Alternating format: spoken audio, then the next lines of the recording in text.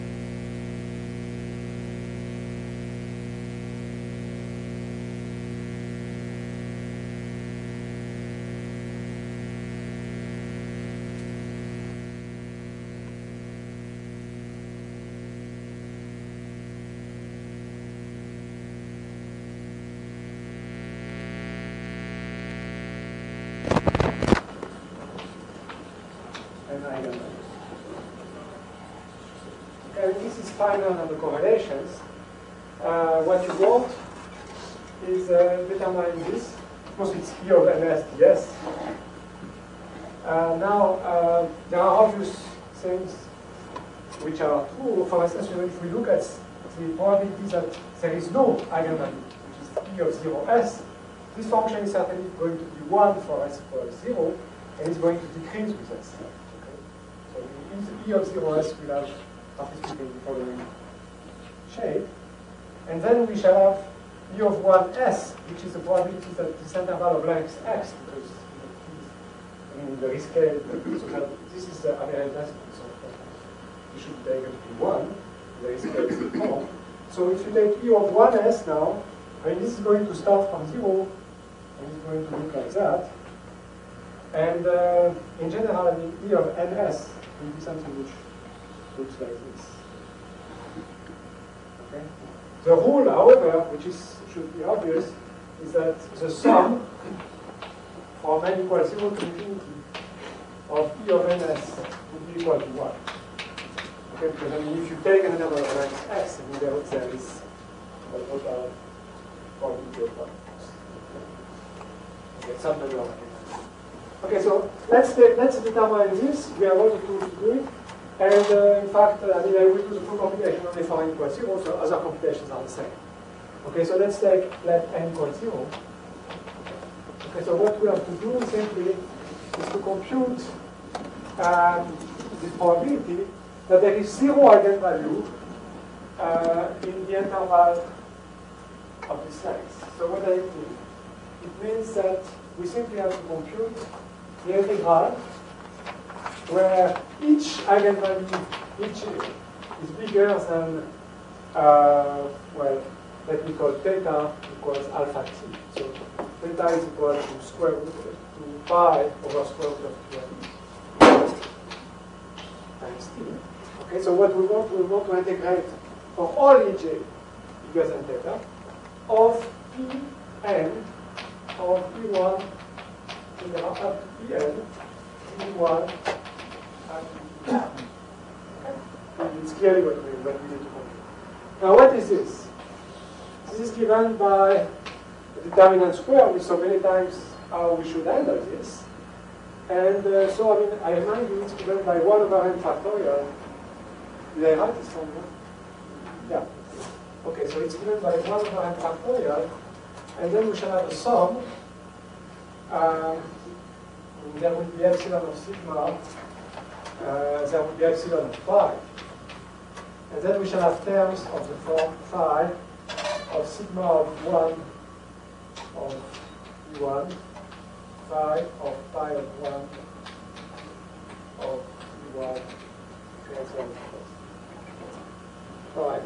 So when we compute, since this condition is perfectly symmetrical, Ej is bigger than for all j, what we shall find is that we can suppress the 1 over n factorial, and we can suppress one of the summation in the permutations.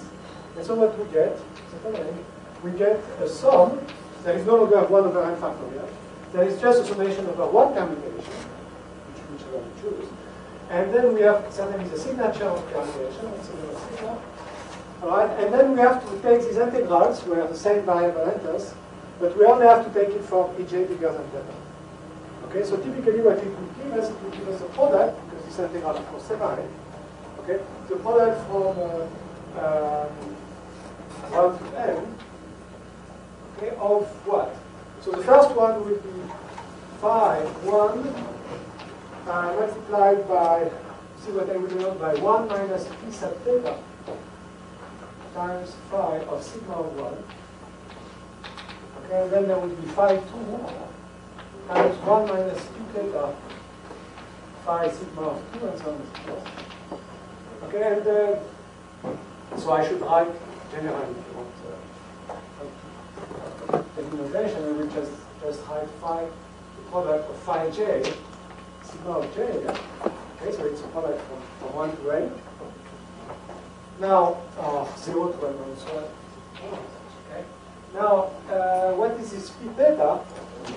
Okay. Well, this p theta is just a truncation to the variable being less than theta. In other words, p theta is the multiplication operator in L2 of R,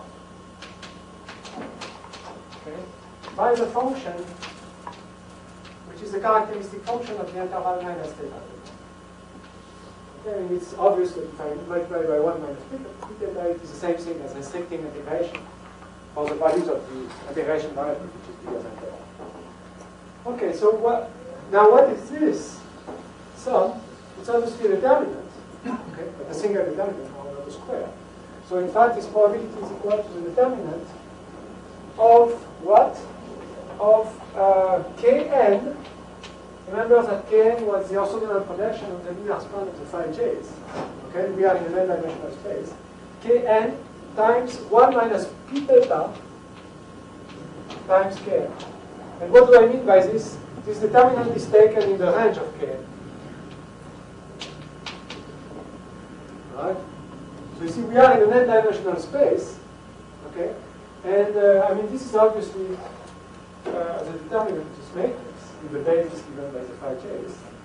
And so I mean, we can also write it as a product from 1 to n of 1 minus the eigenvalues lambda j n.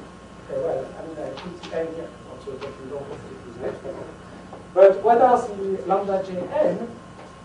Well, you see, Kn here, if I use a 1, I mean, it's just the identity because I am in this subspace. Now, the other thing is what? It is Kn times p theta times Kn. But whether I put this Kn or not doesn't make any difference. Okay, so in fact, I will look at the following eigenvalue problem. So, whose solutions are the lambda j n. So, the eigenvalue problem is the following. It is you look for functions psi which satisfy the condition that if I take Kn of p theta and I apply this to psi, okay, I should get lambda times psi. All right? And I mean, of course, I don't want with lambda different from 0. Okay? If I take lambda different from 0, the function psi necessarily belongs to the range of kn. Okay? Because of this equality. And I can reinsert the kn on the right-hand side if I wish, because the function is in the range of kn. Okay, so this equation is correct. Alright, so to understand the behavior of these quantities then, okay, so what do we know? We know that for finite n, we have that E of 0s, okay, E of 0s, but with a subscript n, which means that we didn't yet take the limit for n going to infinity. Okay, it's given simply by the product of the 1 minus lambda jn.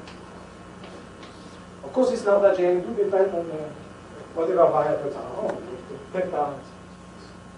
Okay, so to understand what these numbers are, what we have to do now is to let n go to infinity and to understand what is the limiting equation of this equation when n goes to infinity.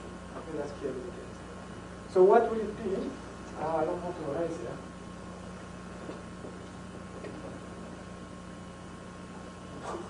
What can I do?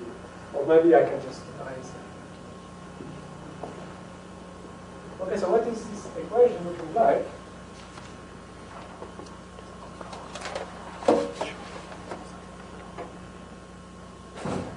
Okay, so remember that Kn was given by a kernel, an integral kernel, so we can write the equation for the lambdas like this, that integral of Kn of E1 and E2, okay, and then I put P theta of psi of E2, okay, I'm just, it's not this way, okay?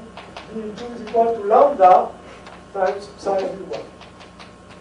Okay, but you see, putting P theta in psi of E2 here is the same thing as integrating for E2 less than theta. And this is equal to the same as integral for E2 less than theta of Kn of E1 to psi of E2.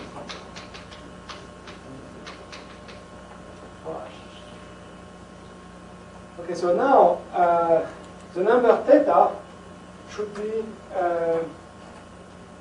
exactly as it was here. Okay, it should be rescaled with density and pi over square root of 2n, so that the number that we have here is in fact pi over square root of 2n times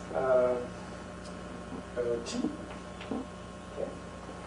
And when we look at this equation, we can rescale the variable in the function psi. Okay, and also, of course, in the function kn, because we know exactly the behavior of kn. To know this behavior, we just have to replace E1 by pi over square root of 2n x1. Okay, now, what will it give? So let me just rewrite what this equation gives. When we put Ej, I mean, E1 equals pi over square root of 2n times x1, and theta equals pi over square root of 2n t. So what does it give? It would give integral of, so I take the limit of kn, so it is square root of 2n over pi times sine by x2 minus x1. Okay, over pi x2 minus x1. And then what do I have? I have psi. Let me put up psi theta because I have changed variables. I want to look at the function of x. So psi theta of x2, okay, and it's for x2 less than t, okay? And then I have dE2, but dE2 is exactly pi over square root of 2n times dx2. Okay, so this term cancels with this one. Okay, so I get and then we have the lambda now, lambda j no longer n, because I have taken n to infinity. Lambda j times psi theta of x. All right, so what do we get? We get the following result, that I will write here.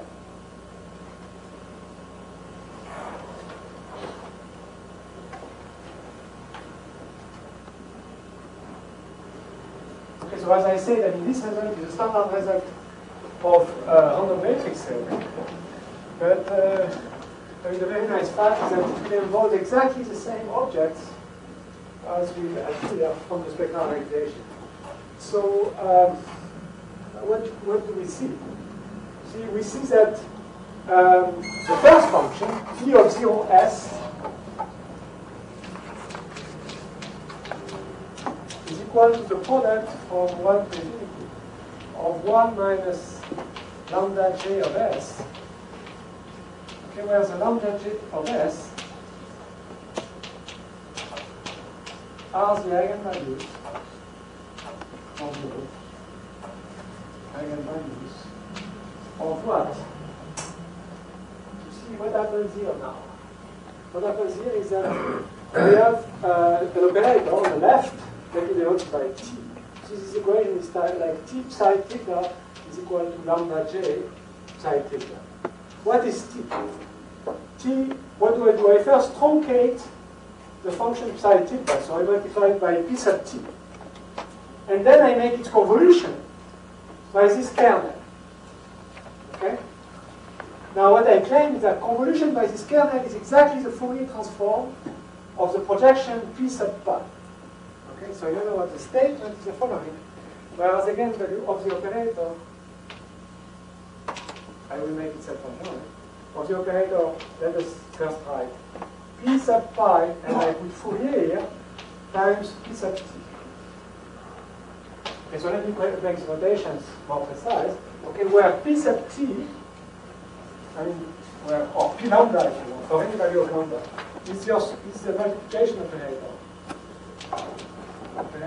by the characteristic function 1 of the interval minus lambda lambda. This is true for any lambda. Okay, and p lambda at, I put a hat here, is just the conjugate of p lambda by the standard Fourier transform, where Fourier is a standard Fourier transform where the basic character of the real line is taken to be the exponential. Standard Fourier transform with basic character alpha of x equals the exponential of ix. Okay, so what do I mean by this? I mean that the Fourier transform of a function, okay, Fourier of psi, evaluated at u, is just given by the integral of exponential I x u times psi of u du. All right. Now, if you compute what is the Fourier transform of the characteristic function of the interval minus pi pi, okay, I mean, you see obviously that this Fourier transform is such that when you multiply it by the variable, it means that you are differentiating this characteristic function. So you get the sum of two delta functions. Okay?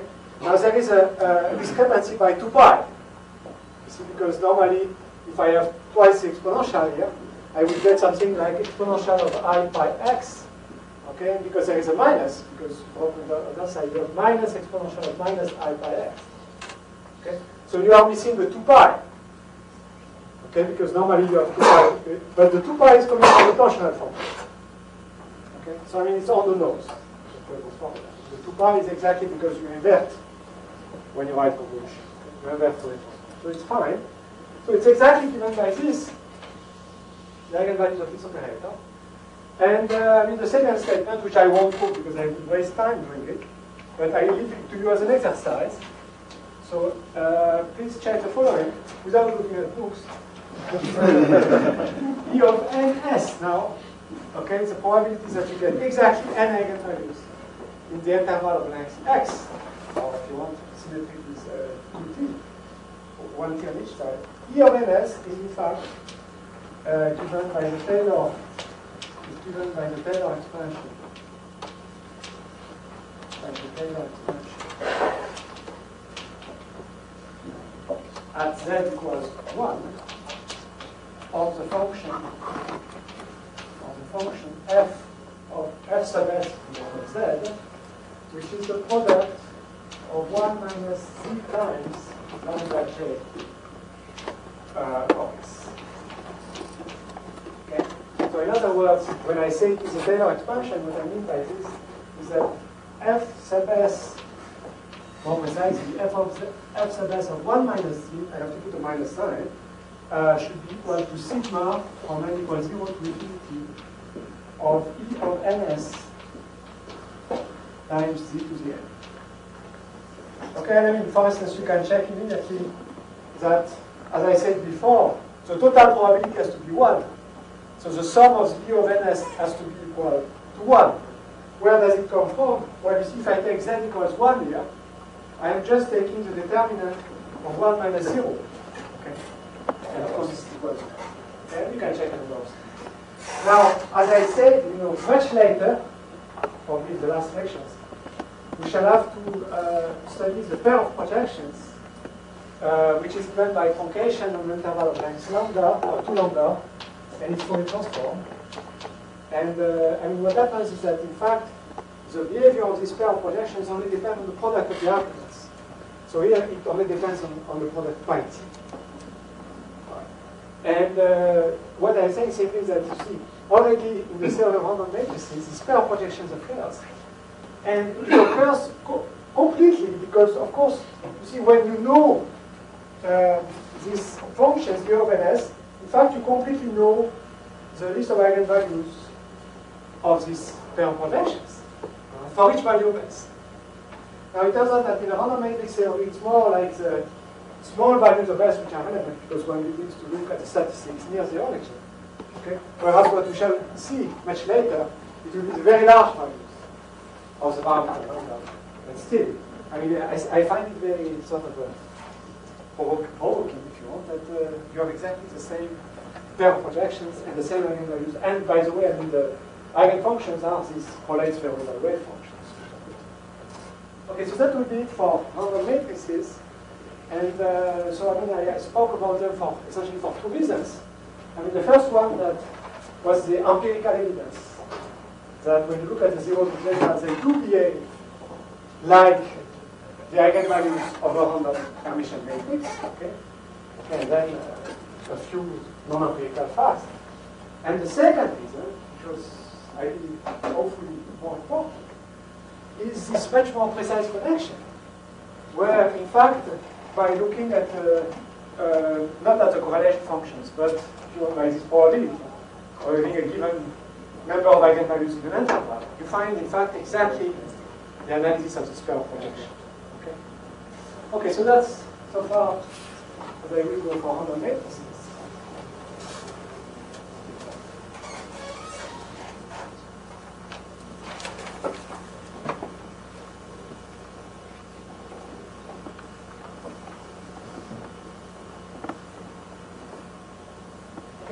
So what I want to do, I have given in the first talk a detailed motivation, if you want, from a sort of standard material of why the approach by quantum chaos cannot work just because of this overall minus sign. Why it's indicating that the spectral interpretation should be as an absorption spectrum. That was very important.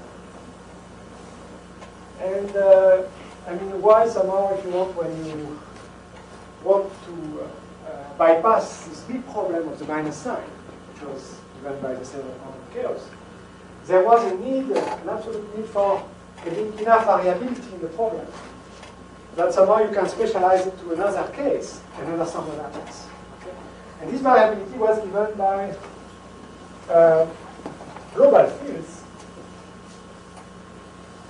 So what I want to do today, is state the preliminary result on spectral interpretation. In fact, I will state it several times, doesn't matter. Okay, but as I say, it's a preliminary result because it uses still this exponent, which will be removed later. But mainly, what I want to do is to show you where it came from and explain somehow in what sense the local class field theory, which is sort of so interesting and rich for non-Archimedean places, as a substitute at the Archimedean place, okay, and which is behind the spectral realization of general theory.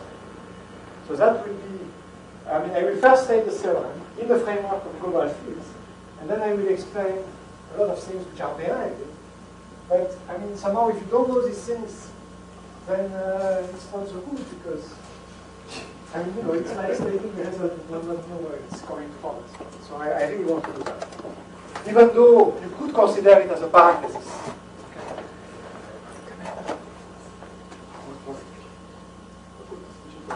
Oh, it was silent. It was precisely the time when it should turn off. Yes.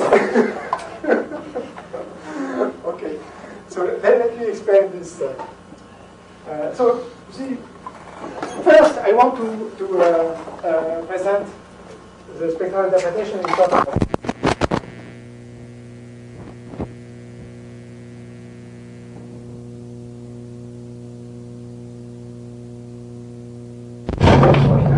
Okay, is what is a global field?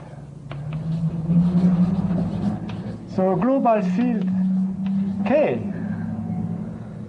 So of course it should be a field, okay, as the name indicates. It should be global. And now it should be global. Okay, so what is it? I mean, so okay, it's a field K commutative, which is sitting inside a locally compact K is discrete, a locally compact ring, and this locally compact ring should be non-discrete, non-compact. Non-compact, I mean, if it were compact, the field would be finite. But it should be semi-simple to avoid some rather uninteresting situations. Okay. And moreover, I mean, it should be inside in such a way that it's almost the same thing. Namely, so that it is co-compact. And discrete, of course.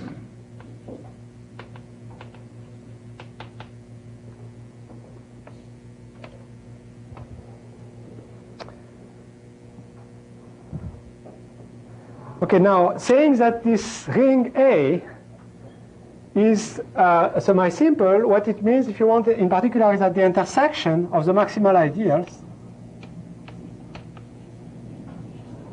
is equal to 0.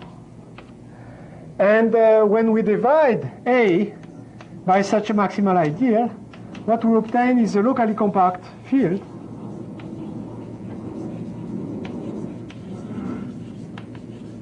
Now, these locally compact fields are known. We have their complete list. And I will come back to that later. But such maximal ideal and locally is called a place of K.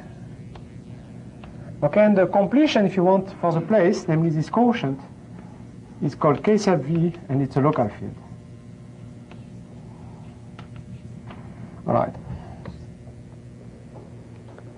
Okay, so before I come to, if you want, distinction between Archimedean, non-Archimedean, and so on, and explain, let me just state the result.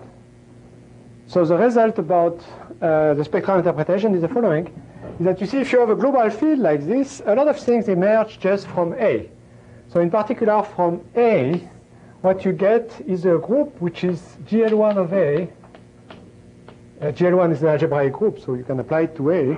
So you have GL1 of A divided by GL1 of K. Okay, that's a group C sub K, which plays a very important role in number theory, and which is called the ideal class group.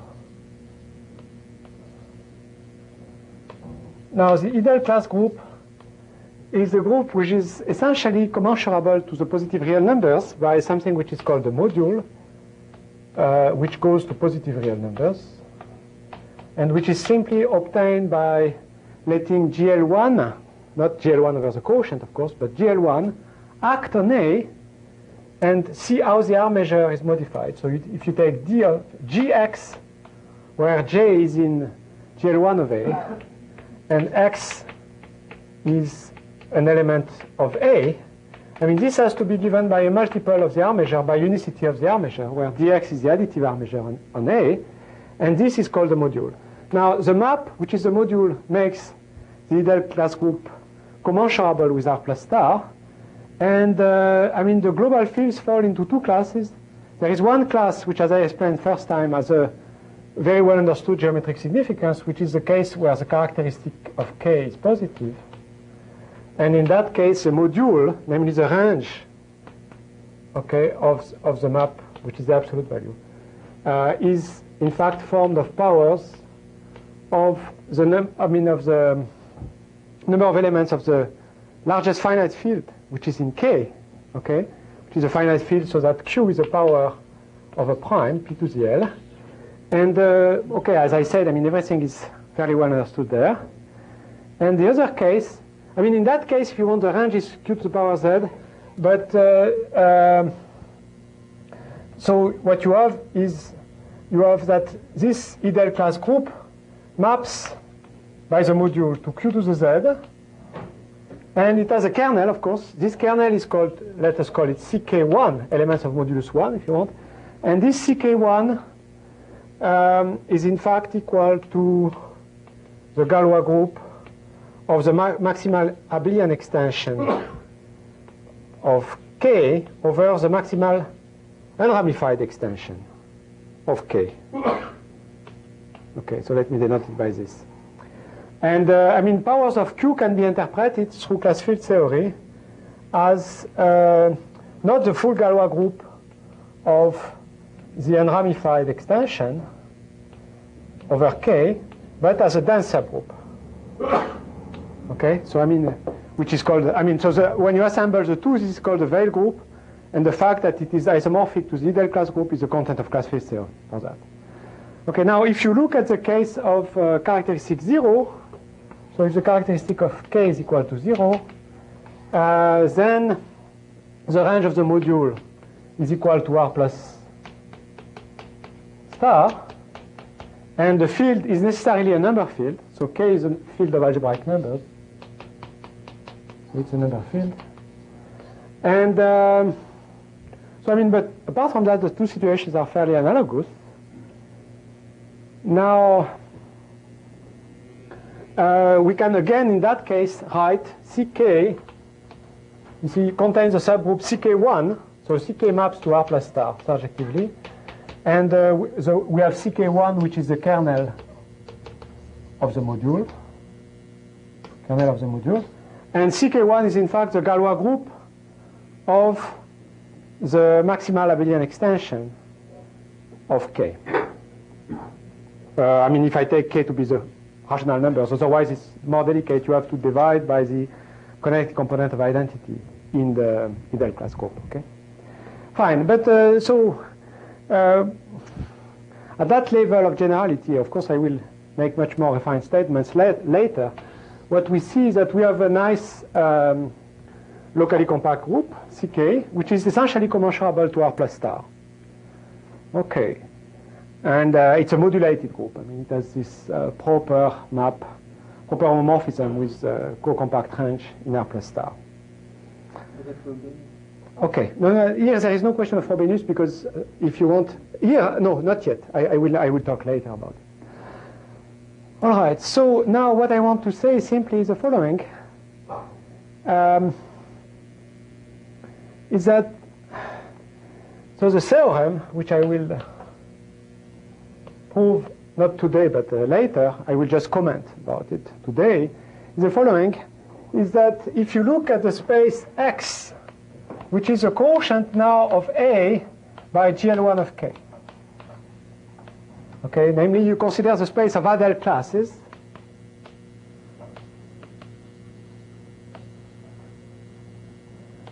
You see, at first, when you look at this space, it looks very innocent. Because it looks you don't do very much something different from dividing, for instance, GL1 of A by GL1 of K. But as we shall see, this space is very elaborate space when you begin to look at it seriously. And now what we shall do, we shall simply take, you see, this space sort of contains the quotient of GL1 of A by GL1 of K, because GL1 of A is contained in A. Okay, GL1 of A is just a set of invertible elements in A. The set of ideals is contained in A. And so what happens is that if you take functions on X, you can restrict them to GL1 of A by GL1 of K, essentially. Okay? And the statement of the theorem is that the co-kernel of this restriction map of the restriction map from L2, and there will be this decoration delta, which eventually will go L2 delta of x to L2 delta of ck. So delta, as I said, is like a Sobolev exponent. Okay, so the co-kernel of the restriction map is the Pauli Hilbert space. Is there a problem with the topology on the dome is not the topology coming from the dome? Well, that's not a problem, but it's one of the sort of subtle features of the thing. Okay, I mean, it's of course extremely important. But at this level of generality, let me not enter into the details, because what I want is to give you some sort of a, we shall focus more and more on this space. At the moment, I just want you to remember that, you see, the spectral interpretation, which unfortunately at this stage will still have the delta, will be so simple that it will just be the comparison of the L2 functions on the Adel classes with their restriction to the Adel classes. That's all it will be. Namely the co-kernel. And when I write the co-kernel, of course, you see there the sort of a characteristic feature of the absorption spectrum or of a cohomological description. Namely, I am dividing, if you want, it's like the negative. I am like taking a photographic negative of the space, because I am dividing by the space of functions on Adel classes. Okay? So this is our first acquaintance, let us say, with this spectral realization. Now, what I want to describe really is a lot of things which are behind. And so I will, knowing that, if you want, this is sort of our, intermediate campground, okay? What I will do, I will sort of go back to global fields, and please allow me to discuss global fields and local fields in general, and to explain to you why the local class field theory is deficient when you consider Archimedean places, and by why this deficiency is in fact replaced, okay? So let's go back to, let's erase this, and let's look at global fields. And you see, when you want to understand global fields, of course, the first thing that you need to understand are local fields. Because after all, as I said, a global field is something which is intimately related to a locally compact ring, which is semi-simple. And the maximal ideals of this semi-simple locally compact ring, when you divide by these maximal ideals, you obtain local fields, namely locally compact fields. Okay? Now, what are these fields? Well, essentially, they are analyzed, again, by the module. So it is the same sort of story, if you want. I mean, here I am just, at first, talking like André Weil in his book Basic Number Theory. So what you have is a module for a local field. So K is a locally compact field now.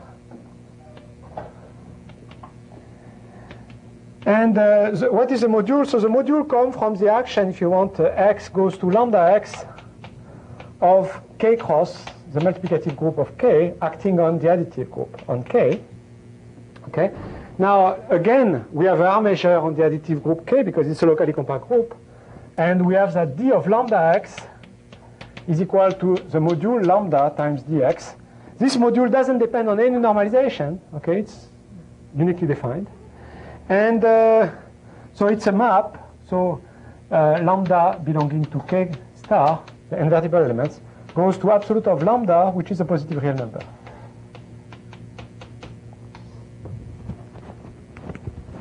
Okay. All right, so to analyze these locally compact fields, what one does simply is one looks at the function which is the module of n times 1. Sometimes when you want to refer to say that you are in a certain given field K, you use this subscript to indicate that you are inside K. Okay, of course, because if I would write n times 1, it doesn't look. So, I mean, n times 1, what you find is that there are two cases. And, I mean, essentially, you analyze a function which is the positive part of the log of n times 1. Okay? And you find that there are two cases. You find that always this function is given by a constant times log n, just by abstract nonsense. Okay, just by writing down very simple inequalities. And then there are two cases, essentially. I mean, so log plus is a positive part of the log. So there are two situations. There is a situation where lambda is not 0, and there is a situation when lambda is equal to 0. So when lambda is not equal to 0, what you find out is that the module which does define the additive topology of the field. Okay, it defines the basis of neighborhood of the origin. I mean, if you look at the things where modulus of x sub k is less than some number epsilon, if you want, this is the basis of neighborhood of 0.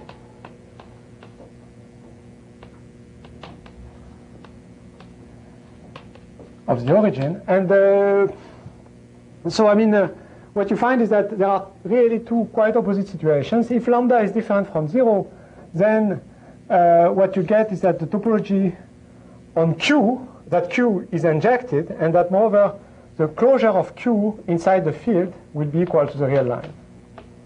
Okay, and this is what one calls an Archimedean local field.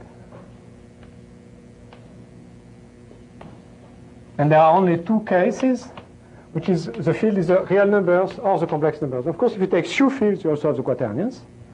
Okay, now the other case is the case when, so this is when lambda is different from 0. Now, the other case is the case where lambda is equal to 0. And then what you have is that you have inside K, you have a subring R, which is in fact the maximal compact subring.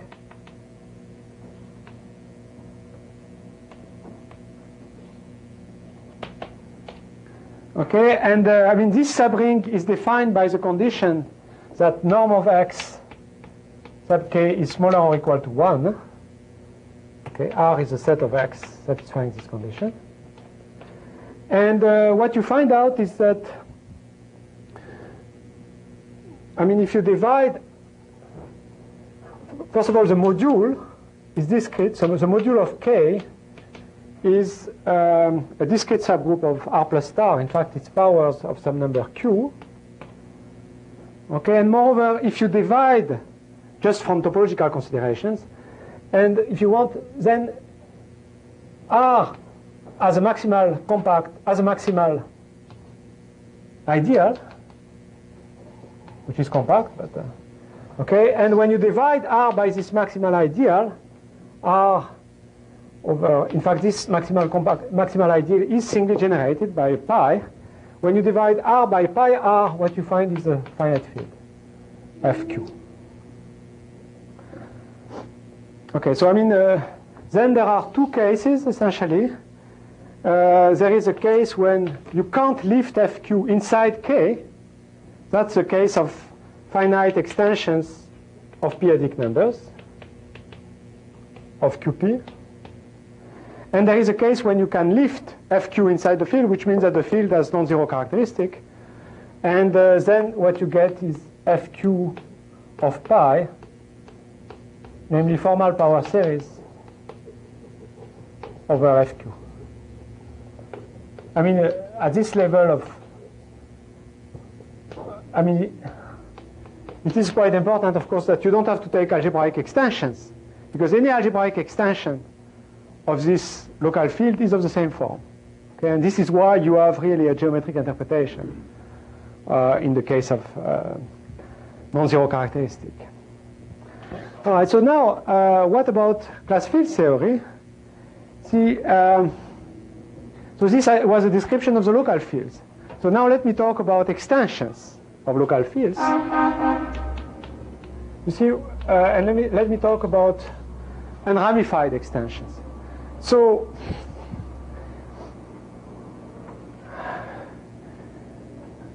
if one considers an extension K1 included in K2, where both are local fields, so just locally compact fields, then it does happen sometimes. I mean, of course, I don't want to consider the Archimedean case because the only non-trivial extension like this is R included in C, which looks very simple. Well, it's a bad place to stop, but so let me say one more word. Okay, so I mean, this extension will be called unramified when, if one looks at the pi 1, if you want, which is a generator of the non-trivial ideal here, it is still the generator here of the non-trivial ideal. Okay, and I mean, this of course has a geometric origin because it means that the uniformizing variable at this point doesn't change when you go to the cover. Okay, so we shall come back later.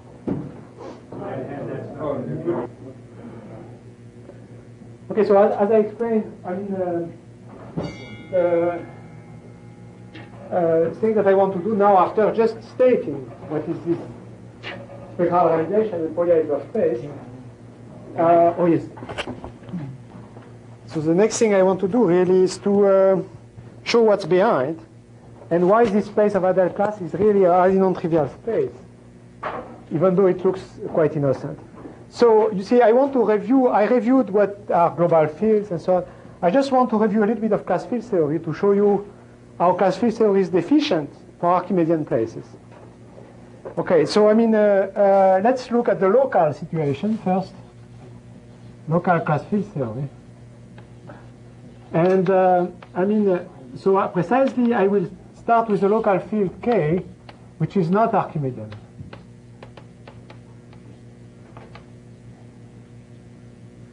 Okay, so if you start with such a field, then you can take a separable algebraic closure of K, and then what you have is you have as a maximal unramified extension of K. So as I explained, you see the extension is unramified when this pi, which generates the maximal ideal of the maximal compact subring, is the same when you go to the extension. And what does it mean, such an ramified extension, say, of first of finite degree? So if you have a K included in K1, let us say, which is unramified, then what it means simply is that you have just extended the residue field. Okay, so if you had FQ, then what you have done is to adjoin to FQ some roots of unity of order prime to the characteristic of the residue field here. Okay, and that gives you the extension.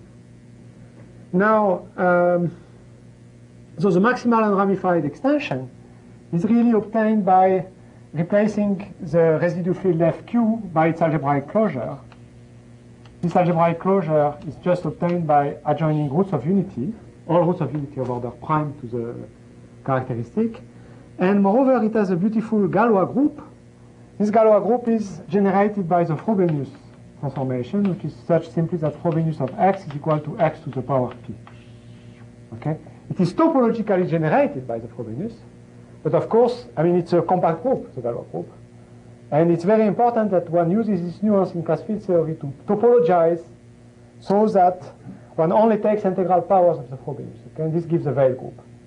Now, containing this unramified maximal extension, there is the Abelian maximal extension of the original field, which is, if you want, the quotient of the Galois group by the commutator subgroup, and which is contained here. Okay.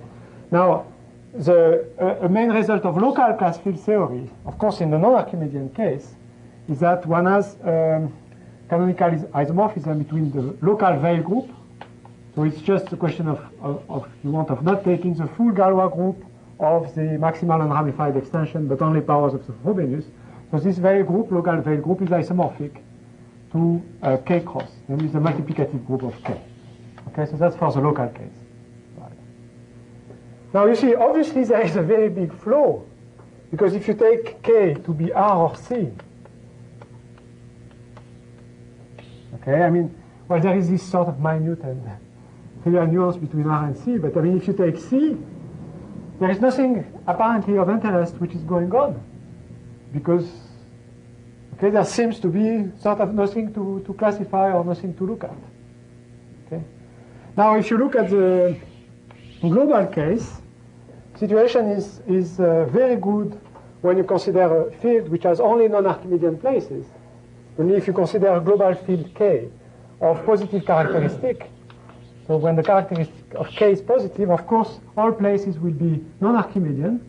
And in that case, if you want, the beauty of the local class field theory will reflect in the global case that, in fact, you will have an isomorphism again of the veil group, okay, which is obtained by retopologizing the Galois group, okay, with this nuance that I said, and it will be canonically isomorphic to the Idel class group CK, which is GL1 of the Adels divided by GL1 of K. But there is nothing like that when the characteristic is 0. And I think there is a paper by André Weil in Tohokuma's journal in 1947, in which he explicitly stresses, that this lack of existence of an interesting Galois theory for the Archimedean places is one of the main reasons why we don't have the replacement for the Frobenius and so on. So what I want to explain to you is that there is such a theory, okay, and that it is precisely that theory that led me to this Adel class space. Okay? So I mean, I don't want to do it in details because that's not the topic of the series of lectures, but I really want, though, to give you the main ingredients of this. Okay, so you see, what can we do which is non-trivial if we consider complex numbers? Okay, I mean, it seems that a priori there is nothing you can do because the field is algebraically closed. So it seems that you will be stuck. Okay, so let's take K equals complex numbers. All right. So as I said, you see, the full discussion of what is the Frobenius of this and so on is a discussion where you handle modulated groups, namely groups which have a module. This goes to R plus star and so on, and this module is obtained by considerations of the R measure and so on and so forth. Okay. All right. So it turns out that there are objects, which are rather delicate objects, and which are tied up with complex numbers, and which have exactly these properties. And let me explain why, conceptually, they should arise. And so let me ask the following question, which looks a little bit crazy, and it is the following. Is C algebraically closed?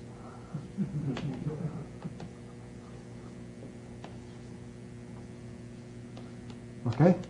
So of course, I mean, it's a willingly provocative question. Okay, and of course, if you take the sort of naive definition of what is an algebraically closed field, there is no doubt it's algebraically closed. But let's try to make this definition a little more conceptual. Okay, so when should we say that a field is algebraically closed? What does it mean, really? It means that if we consider representation theory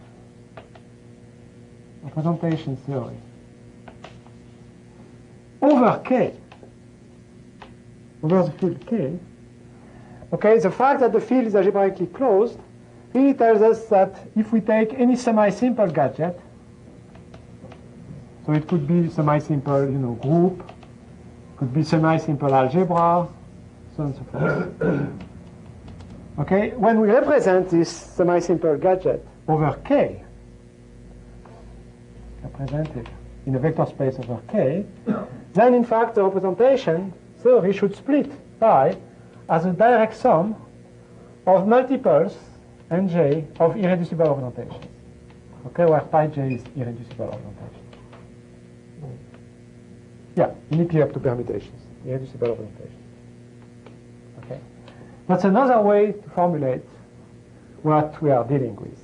Okay, now if in fact you look at the situation of complex numbers, okay. And if you remember also that, you see, when I was considering here this type of stuff, for instance, let's take K to be p-adic numbers. You see, if you take, say, the algebraic closure of p-adic numbers, this is an infinite dimensional space of our p-adic numbers. Okay? So there is no good reason whatsoever that one should stick to finite dimensional representation. One has to handle infinite dimensional representations. Okay? If one wants to have any chance to find something non-trivial. Okay?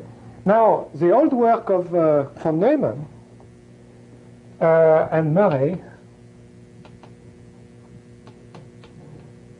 in fact, spotted the weakness of the fact that complex numbers would be algebraically closed in the following fact, that if you consider representations over Hilbert space, okay, I mean, certainly, I mean, Hilbert space, we know Hilbert space, I mean, is unique, up to isomorphism and so on. It is really the clear framework for representation theory, infinite dimensional Hilbert space, of course. Then there are such representations.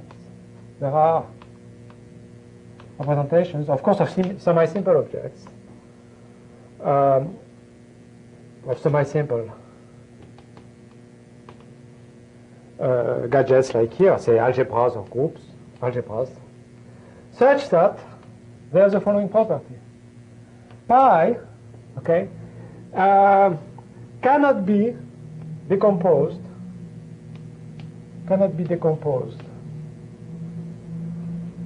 as a sum pi equals, say, pi 1 plus pi 2, with pi 1 and pi 2 disjoint, with pi 1 disjoint from pi 2. Okay, so I mean, this means that pi wants to be a multiple of irreducible representation. But nevertheless,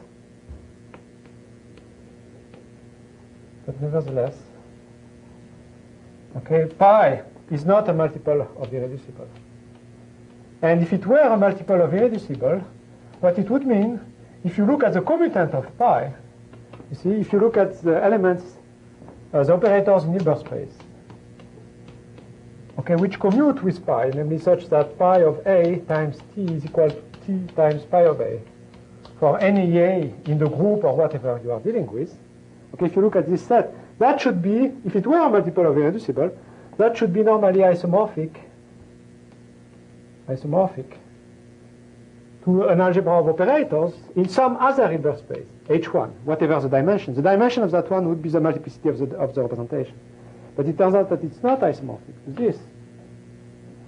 And it turns out that the fact, though, that it's a multiple, I mean, that it wants to be a multiple of irreducible, namely that it's not decomposable like this, is saying that it is a factor. And saying that it is a factor means that when you look at this commutant, let me call M this commutant. Okay, so this commutant M, being a factor means that the center of M is equal to the complex number, which is exactly like central simple algebras. In fact, central simple algebras were a motivation for Murray and von Neumann. Okay, now, what I'm going to describe briefly is that when you look at these objects, these algebraic objects, namely factors, okay, they do have exactly a structure theory, which is modeled on closed subgroups of R plus star, which is sort of God-given, as we shall see, and which will tell us what is the analog of the Frobenius, and what is the analog of like the smallest of all factors, and of its algebraic closure. Okay, all these pictures will be available. And eventually we shall see that the ideal class space comes from this when we take the field of rational numbers. All right, so let me describe this. But I must say somehow, you know, that I have been working on this theory of factors many, many years ago. In fact, I came here in Ohio State University in 1974 to discuss with Wolfgang Krieger when we were doing this work. But I always had the feeling that it was very related to the book by Vail, but I sort of was unable to, say more detail what it is. Okay, so how does the theory of factors go? Can I continue here or? From this side, yeah. Well, okay, because it's not yet dry. So let me talk just a little bit. First, you see, you shouldn't be afraid by these objects because they are very nice in the sense that they are just algebras of operators. Okay? Of course, because the object we are dealing with is semi-simple, they are self-adjoint. This means that I use the semi-simplicity, I use the fact that there is an adjoint. Okay? And so if you have an operator T in this algebra, you see if T belongs to M, that implies that T star belongs to M. Okay? I mean, this is really the sort of semi-simple ingredient. Now, it turns out that the first fact, which sort of sets everything going in this theory of factors, is the following, is that given any factor M,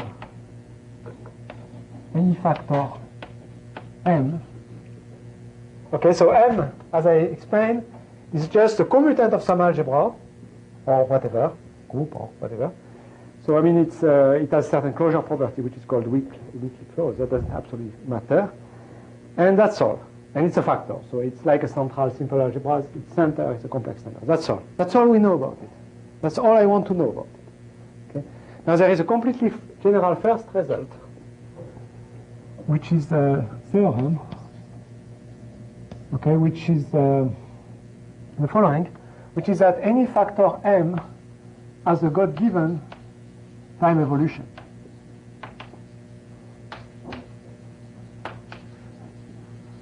By God-given, I mean it doesn't depend on any choice. And this time evolution, what is it? It's a map, a homomorphism from the real line so which I call delta. This is in my thesis. So this delta goes from the real line to the group out M, and this group is a group of automorphism classes of M, and it is a quotient of the group of automorphisms of M by the group of inner automorphisms. Of course, you know, anything that will be canonical, you will have to divide by inner automorphisms because the algebra is not commutative. Okay. Now, this map is homomorphism, and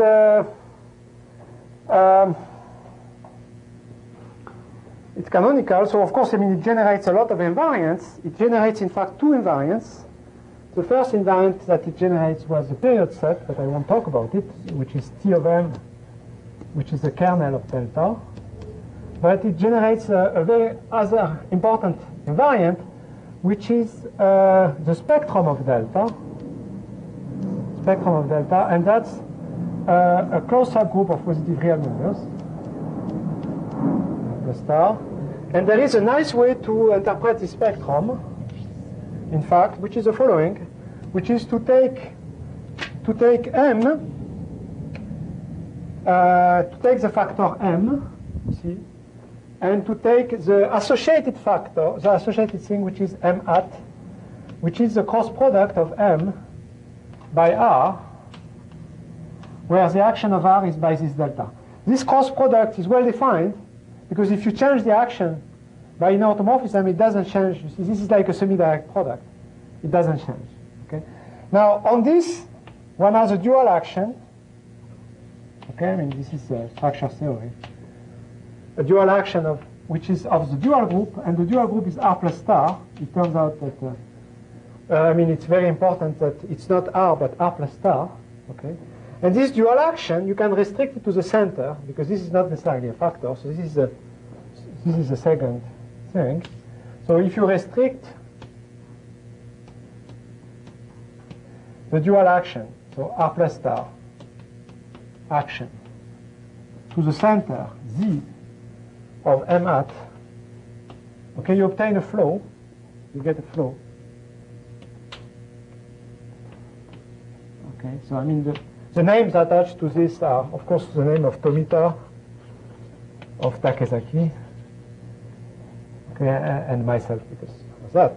Now, so you get a flow, and now what you can do is the following. You see,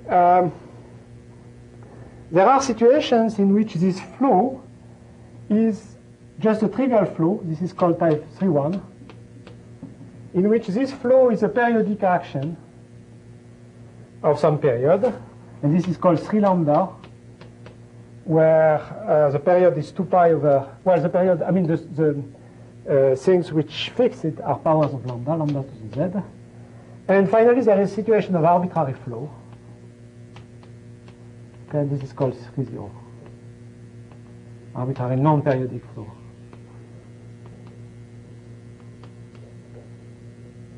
Okay. Now the main theorem of classification, to which many names are attached, I mean, the final result, the final case 3.1 was only in 1982 by Agrup, but I mean, many other cases were some before. So the main theorem, if you want, classification theorem, is that hyperfinite factors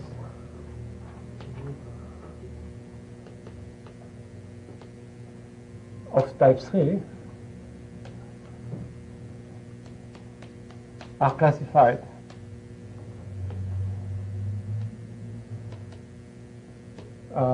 completely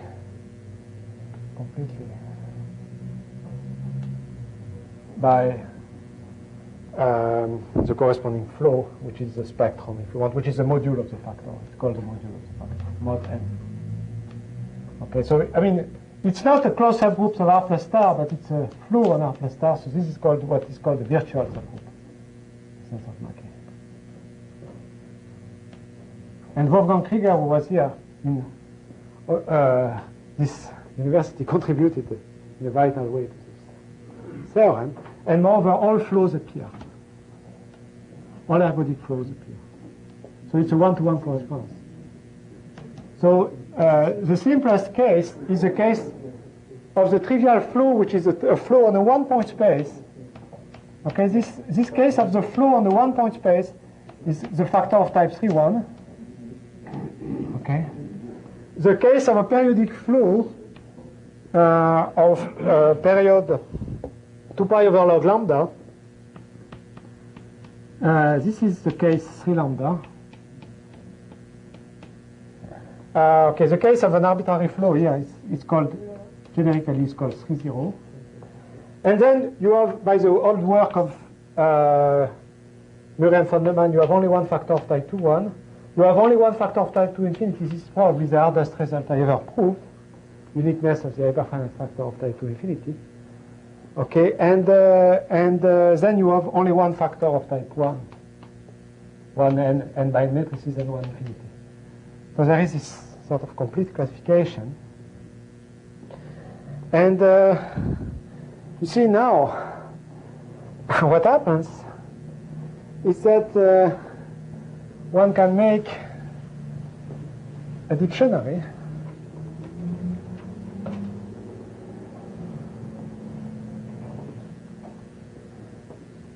and one can understand, in fact, that this unique factor of type 3-1 okay, sits, if you want, I will draw the analogy like this. So consider, for instance, I don't know, Q2. Consider F2. So F2 is sitting in F4. Okay, but I mean F4 is not sitting in F8, for instance. Okay, because 8 is not a power of 4. Okay, so you have this sort of, hierarchical structures of closed subgroups of the module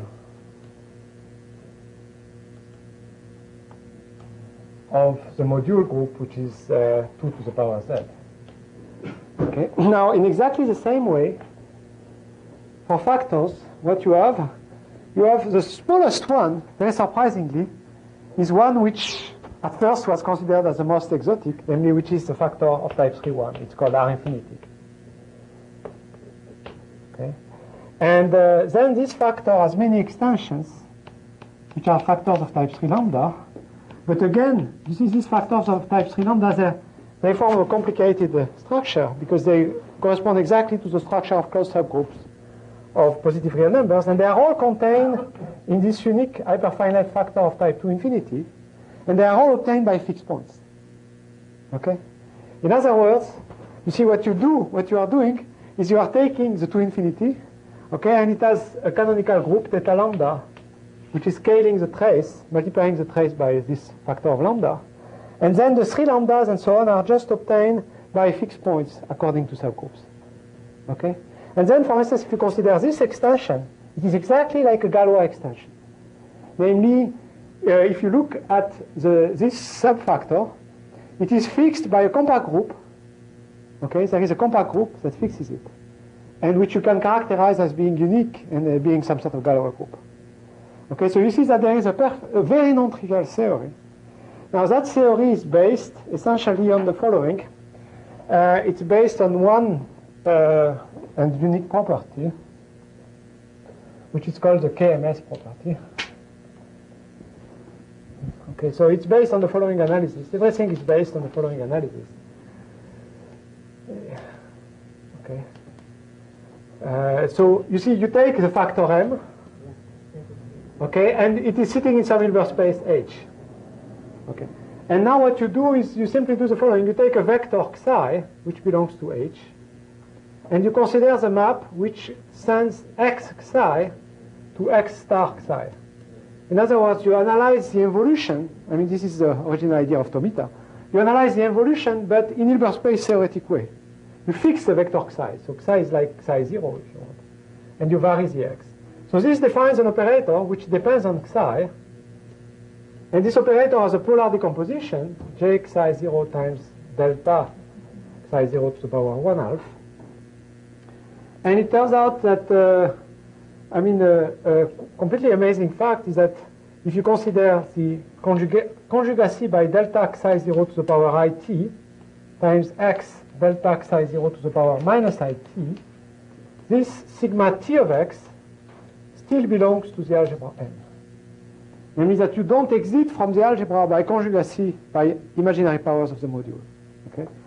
And, but of course this depends on psi 0.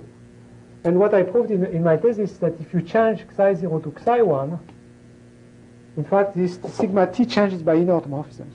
Okay, so in fact it's completely well defined and unique.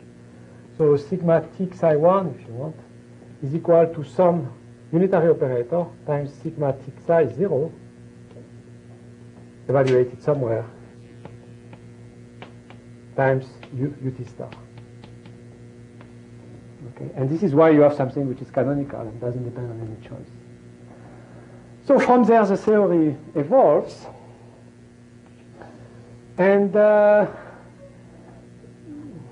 mean, it turns out this KMS property, the following is that you can abstractly understand what is the relation between sigma t, this time evolution, you see, which are automorphisms of M, and a priori they depend on the vector, but rather on the state, which is defined by phi of x, which is just evaluation of the vector.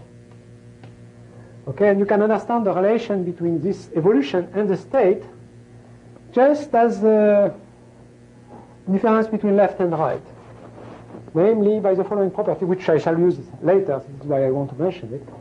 Well, maybe let me write it here because it's not so. I want to use it later. So this property is the following. So the relation between phi and sigma t phi is a KMS property. KMS relation.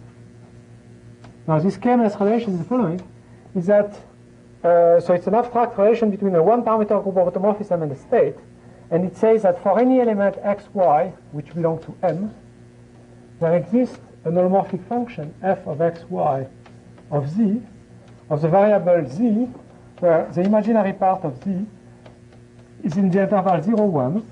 So if you want, we are dealing with a strip of imaginary parts between 0 and 1. And so the rest is excluded. So all that is excluded. And that function should exist and be such that when you take its boundary value f of x, y at the point t, this is equal to phi of sigma t of x times y, whereas when you consider the boundary values f of x, y at I plus t, okay, this should be equal to the same thing, but with the order of the elements reversed. Phi of y sigma t of x. Okay? So in a sense, if you want, it's some sort of fundamental analysis of what is a simple central algebra, but now no longer of finite dimensions, but of infinite dimensions. And it turns out that this analysis gives us all the ingredients that were missing for the Archimedean place. Namely, now we have these many examples which correspond to closed subgroups of positive reals, and so on and so forth. Okay, so now the landscape is open and full of interesting stuff. Okay. Now, so now let me explain how this is hidden behind the Adel class space. Okay, in the case, so I will only consider the case of rational numbers now, and I will explain how all this led to the Adel class space. So I will start with an extremely simple observation. So let me not blush about this observation, even though simple it is. Okay. You see, we all know one thing. We all know one thing that Dirac found, which is a wonderful observation of Dirac, and which I sort of alluded to last time. And this observation of Dirac is what is a characterization of operators whose spectrum is a set of integers. Okay? You see? I mean, I'm asking something very, very simple. I'm asking what are the operators T, so that the spectrum of T is equal to 0, 1, 2, and so on, with multiplicity 1. Okay, I mean, this was very important in quantum mechanics because you wanted to quantize, and quantize was replacing the fact that you have an integer by the spectrum of an operator. And you should know why conceptually. Okay? Now, the reason that Dirac found is the following, is that T should be of the form T equals A star A, where A star minus A star A is equal to 1. Okay, and this is what set forth quantum field theory, because if you have that, then you can write what is the quantum field associated to the electromagnetic field. Okay, you just replace everywhere where you would like to have the absolute value square to quantize, you replace it by A star A. Okay, and it is quantized automatically. You see, I mean, I'm just alluding to the following fact that this point, very simple point. First, let me prove it.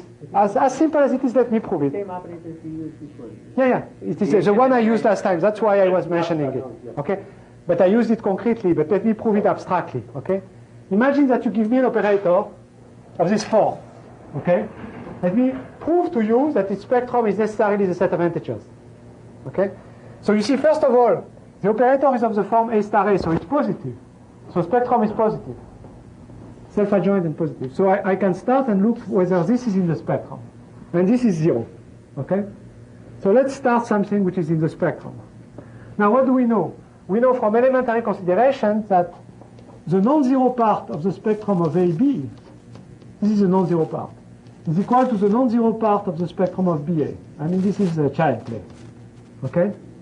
So what do we know? We know that the non-zero part of the spectrum of A star A, okay, is equal to the non-zero part of the spectrum of the other one. But so they differ by 1, so you can shift by 1.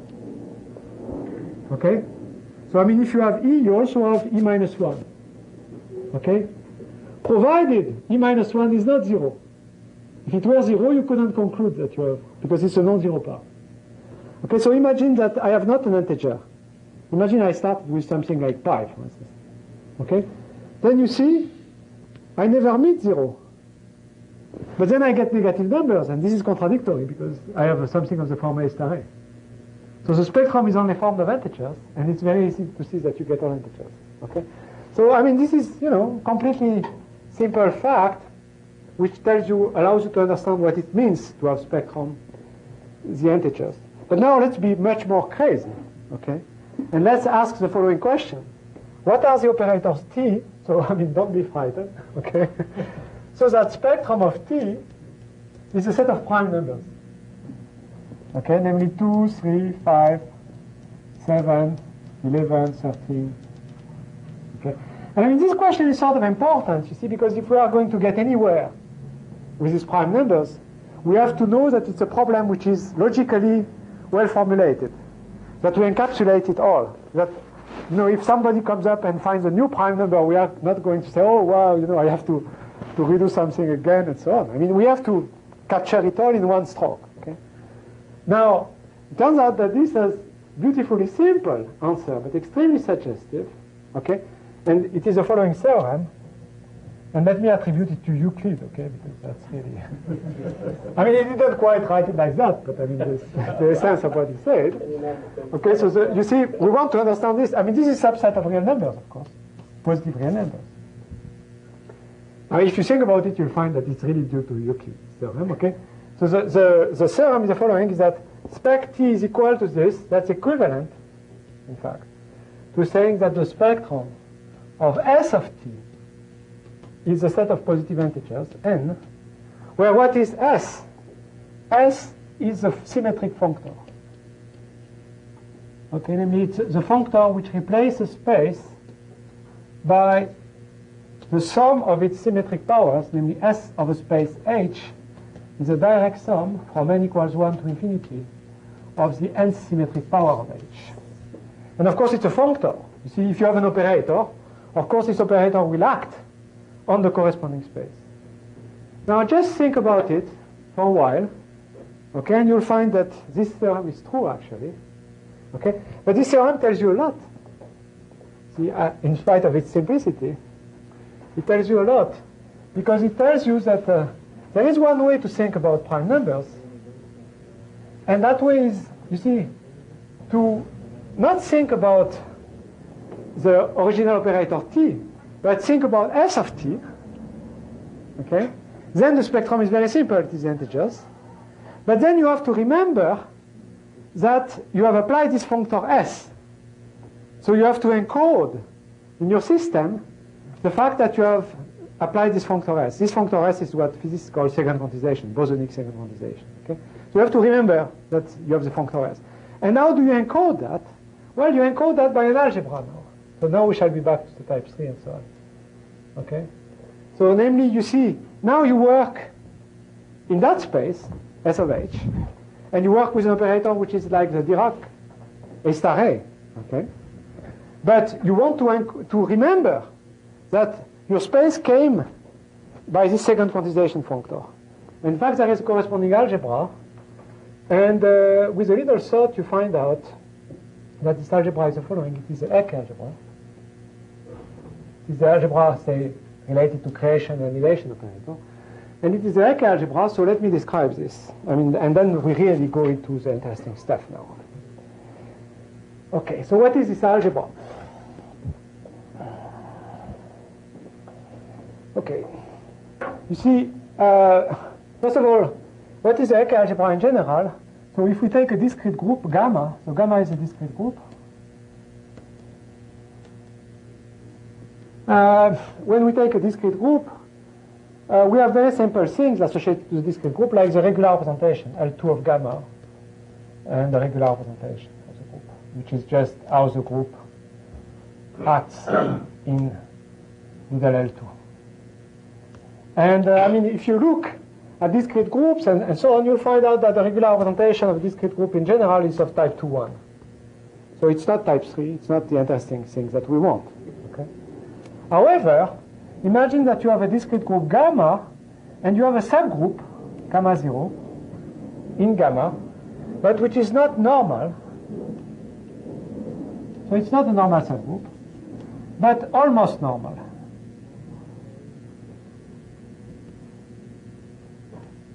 And the algebra we are dealing with will come from that. Almost normal. So what I mean by almost normal, you see, the group would be normal if, when you look at gamma acting on gamma mod gamma 0, the orbits would just be a single point. Sorry, a gamma 0 acting on gamma mod gamma 0. Okay? The orbits would just be a single point. So now we ask that the orbits are finite. Okay? And in fact, if these orbits are finite, they will have a length. And these lengths I will call L of G. So this is the length of the orbit.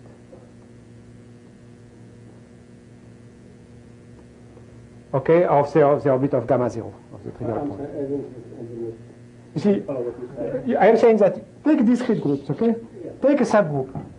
And now, look at the left action of gamma 0 on gamma quotiented on the right. If the group were normal, it wouldn't move anything. But now I am saying that it's almost normal when it moves very little. Okay, just a finite amount. Now this is what happens when you consider for instance GL2Q and GL2Z. Okay, I mean, if you consider as a group gamma the group GL2Q, you take gamma equals GL2Q, and if you take gamma 0 equals GL2Z, then you get this situation, and this is how you get the Eck operators, essentially. Okay, I mean, this, if you want, Eck algebra is related to what one calls the Eck operator. Now it turns out that if you follow the very simple route which comes from here, you get something which is slightly different. You don't get GL2, but you get PQ, P of Q, if you want, or P sub Q rather, where P is a parabolic subgroup, namely P is an algebraic group, it's an abstract functor if you want, and it is the algebraic group which is the AX plus B group. AX plus B. In other words, it is matrices, I mean this is not writing it as an algebraic group, it doesn't matter, matrices of the form 1AB, okay? If I wanted to write it as an algebraic group, I would have to put A inverse, so that I impose elements to be vertical. So it's the group of 2x2 matrices of this form. This group looks very trivial, but believe me, it's not trivial. I mean, I gave, for instance, a little proof of Morley's theorem using this group. It's a group which has a lot of hidden structure because it uses both addition and multiplication. So in a sense, if you want, even though it's just a group, it embodies in its structure both the addition and multiplication, so it really contains the ring structure of what you are dealing with. Okay. Now, if you take this group now, it turns out that exactly as for GL2Q and GL2Z, you have a subgroup, which is the group P sub Z, okay, and which is now almost normal also. So P sub Z is almost normal in PQ.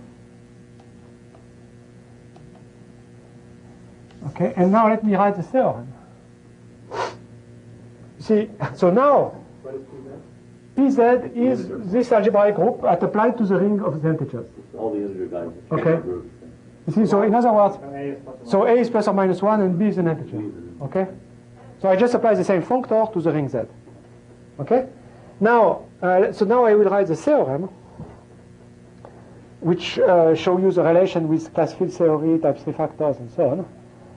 And the thing is the following. See, exactly as when you have a discrete group, you have the regular representation. Now, if you have a pair of groups like this, there is a regular representation also, because you can consider the action of PQ, I mean of gamma, acting on the Hilbert space, which is little L2, not of gamma, of course, because it would be the same as for the discrete group, but of gamma mod gamma 0. Okay? That's gamma is acting there. Okay? Now, the commutant of gamma is generated by the Ecke algebra. Namely, it's generated by the following algebra, where an element here is just a function f, okay, f of g if you want, where g belongs to gamma, but it's bi-invariant. So the function is constant on classes, double classes, okay? And the convolution in the Ecke algebra is the same as what you would imagine, namely you take f1 star f2, and you evaluate it on a double class G, and it is simply given by sum of f1 of G1, f2 of G1 inverse G, but you have to be a bit careful because you cannot sum over all of gamma here. That would be too repetitive. You have to sum on gamma mod gamma 0. Okay? On the right. So it's a nice algebra, it has an involution and so on. Okay, it's the Ecke algebra. And it generates a commutant of the action of gamma. And moreover, you see, it has a completely natural, exactly as for the regular representation, you have a completely natural vector, which is the vector 1 here. Okay, so you have this vector psi 0, you can take the vector which is 1 gamma 0. Okay. Fine, so now let me write the theorem, which I won't prove, of course, it's just motivation.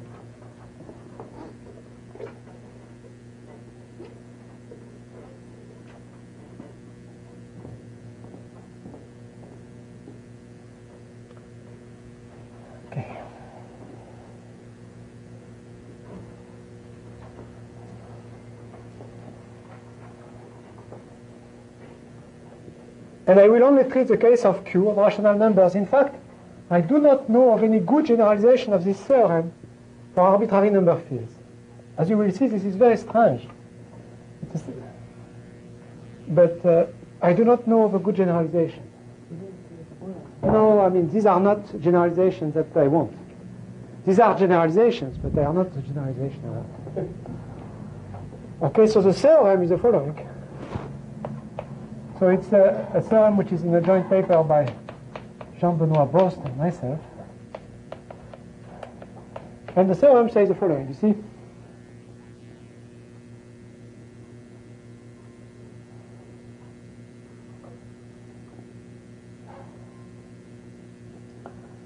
Okay, so first of all,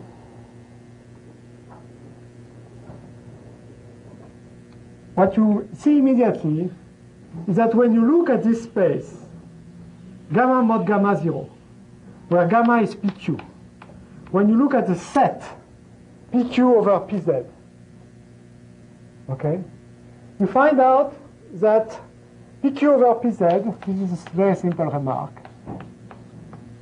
in fact is equal to the restricted product of the trees T sub P over all prime numbers, where T sub P is a tree of SL2QP, in the sense of Serre's book. Okay, so if you want the quotient of the X plus B group by this subgroup, it's a simplicial complex of infinite dimension, and it is a set of vertices of this. Okay, how do you see that somehow? You see, what you do is you take the finite adels, A sub f, okay, and you take the corresponding group P for finite adels. Okay, now you know that the product of trees is acted upon by the restricted product of the SL2QP. So it is acted upon by the restricted product of this. Okay? And you will immediately find out that the isotropy is the restricted product of P sub r, F, if you want, where this is the maximal compact subring. Okay, this is very easy to do. And it's very easy to see that these subgroups are transitive on the corresponding trees. You see, this corresponds to the fact that the X plus B group is transitive on the Poincare disk. But the Poincare disk is a homogeneous space over the X plus B group. So you have this action. Okay, you have this action. And from this, you see that this space gamma mod gamma 0 is in fact equal to this. And what it means really is that when you look at the action of PQ on this space, and at this commutant, which is the Eck algebra, in fact, this action extends to something which is bigger, and it extends to the action of P A sub f, which normalizes everything. And I mean, when you look, say, modulo inner, if you want, you find that you have to divide by the closure of PQ inside P A sub f. And that gives you, in fact, exactly the group CQ1, namely the group of ideal classes of modulus 1. So in fact, the first thing that we find is that there is a canonical action on the Eck algebra, which comes just from this. There is a canonical action of this PQ, of this CQ1, namely those ideals classes, J belongs to CQ, such that modulus of J is equal to 1, on the Eck algebra, H of PQ and PZ. Okay? So there is a completely canonical action of this group. Okay, the second fact is the following. The second fact is that you can identify the, what is called the modular automorphism group. So if you want the algebra, the H in L2 of gamma mod gamma 0, okay, generates a factor of type C1. I have to finish the statement of the theorem. Okay, generates a factor of type 3,1 whose modular automorphism group, namely with sigma t phi for the particular state corresponding to psi 0, sigma t psi 0, is given by, you see, when you apply it to the class function, to f, and you evaluate on g, this will be given by the length that I defined before, which is an integer, divided by the length of the inverse of g to the power it multiplied by f of g. Okay, that's a very, very simple fact, so you identify it. But it's a one-parameter group of automorphism of the algebra. Fine. Now the third fact is that for any beta, okay. No, so if you now look at a constant beta, which is in positive real numbers, beta positive, okay, and you look at the set K sub beta, which is the set of states phi on the Eck algebra, which satisfy the KMS condition, but with the parameter beta, where this means that simply here, instead of taking 1, I take beta here. Okay? So, and this is the notation in statistical mechanics. So if you look at the state satisfying the KMS beta condition for sigma t, okay, then you find the following amazing picture, that when the beta is called the inverse temperature in physics. So if you look at beta equals 1, you have only one such state. Okay? But as soon as beta gets bigger, namely the temperature is cooled down, what you find is that the set of such states is a showcase simplex. Okay, so it has extreme points. It's a showcase simplex. So every point is unique combination of extreme points. And the extreme points are parameterized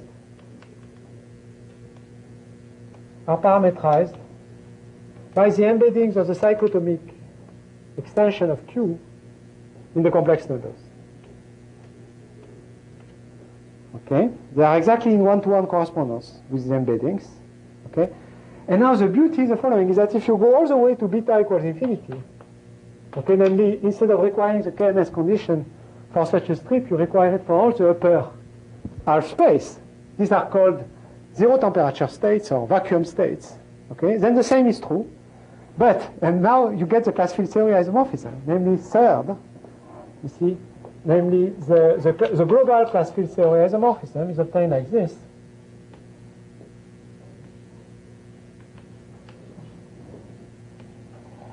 Isomorphism is obtained like this. This is the most important. The rest you can forget. It's obtained like this. Okay? So you take this infinite temperature, zero temperature state. Okay? You take the extreme ones. So take one, call it phi. Okay?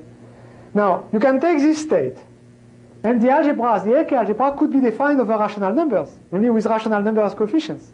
So you can consider phi and apply it to H over Q, the rational points of H. Okay? Now, this will be a subset of complex numbers. Okay? And the state will be uniquely defined by density of the rational points, by its restriction here. But now what you can do, you can take a Galois group automorphism of C and act there. Okay, so you can take sigma, which belongs to the Galois group of C over Q, and you can consider the composition of the state, sigma composed with phi. This makes good sense. You see, I just apply. It's very non-trivial that it's a new state, of course. Now the theorem is that it is a new state, and this state is of the form phi composed with rho, where rho is a unique element of CQ1. Rho unique element of CQ1. And that's a class field theory, global isomorphism. Okay? Explicit reciprocity. Okay? Global, not local. Now, I don't know how to do that for other algebraic number fields. Okay? And of course, it should be hard because somehow, you know, this, here I am using the fact that we know what this is for the case of rational numbers. But now let me write the fifth statement, and this is where the Adel class space enters. You see, we have a factor of type 3-1, which is this. So now we know that there is a corresponding type 2, which is like the algebraic closure, and we know what is a Frobenius. Okay? So we can compute it. So compute the corresponding type 2. Compute, I called it M hat. Okay, the corresponding type 2 infinity. And what do you find? You find that this is non-commutative space, of course, in the sense that you have non-commutative algebra. And it corresponds to a non-commutative space. And what is this space? It's exactly the space of Adel classes, A over K cross, which is type 2 infinity. So that's how I got to the space. And that's how I got to what is the group which is acting on the space. Because on that space, you not only have now an action of CK1, namely of the things which are of modulus 1, but of all ideal classes, which is the ideal class group. So the correspondence, of course, is via the cross product. Okay? Namely, it's via the main recipe of non-commutative geometry, which is that the quotient space should not be viewed as quotient, but should be viewed through the semi-direct product, the cross product algebra. Okay, so I mean, I just wanted to mention that so that you can see what is the origin of the stuff. And the origin of the stuff is that I believe that there is a not totally uncovered, very important local class field theory for the Archimedean places, which is very non-trivial, okay? But it gives a lot of ground to understanding what the Frobenius is. Now we shall forget all this. This is why I did it at the speed of light, okay? So you don't have to worry about it. But, yes? Sorry? The motivation for the state is non-commutative geometry. Yeah, exactly. So this is where non-commutative geometry is behind the scene. Of course, you see, what we shall see is the spectral realization and so on. Then we shall have to fight with true problems, which are problems of analysis, and we can forget all that. But I mean, okay, this is the motivation.